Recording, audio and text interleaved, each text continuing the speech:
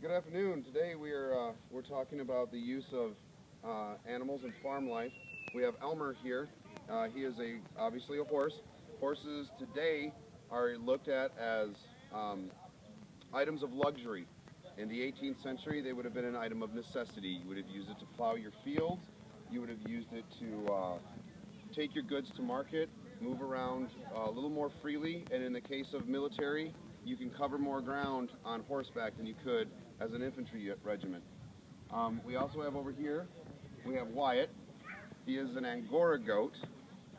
He is a fiber-producing goat. The two types of fiber you get off of him are mohair and cashmere.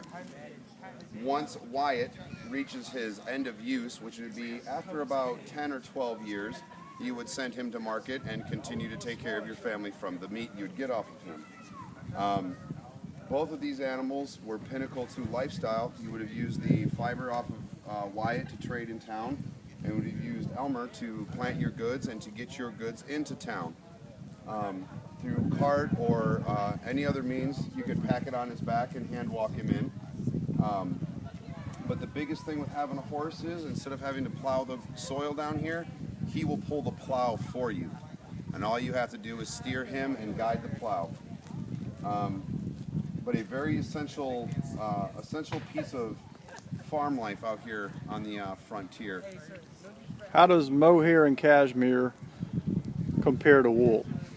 Mohair and cashmere are both much finer than wool. If we can get over here, let me find the cards. On the card we have cashmere ready to spin, and you can see how much finer that is compared to the wool that we have right here. Wool is a little grainier, it's a little thicker, and it's a little scratchier. Mohair, the only difference between mohair and cashmere is the refining process. Mohair is just a little less refined than the cashmere. What were some of the limitations of wool during the time period? Getting it, if you didn't have a factory to work it out of, you were spinning it by hand, and you end up without the uniformity in it that you would have to produce the wool broadcloth.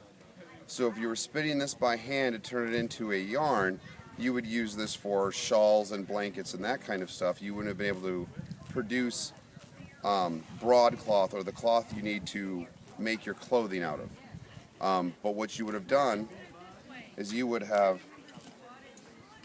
produced your wool, sent it to town, and the towns would have sent it to the nearest industrial area, and they would have produced it into the broadcloth. Excellent. Now, wool is a good example of a raw product. And you mentioned manufacturing. They didn't do a whole lot of manufacturing of wool or with wool in the colonies, did they?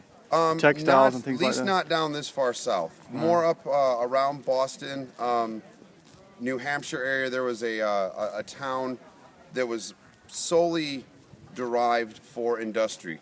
But most of this would have been shipped over to France. It would have been shipped over to England to be produced into the broadcloth that you would need for the clothing that we wear. I mean, my pants are made out of wool.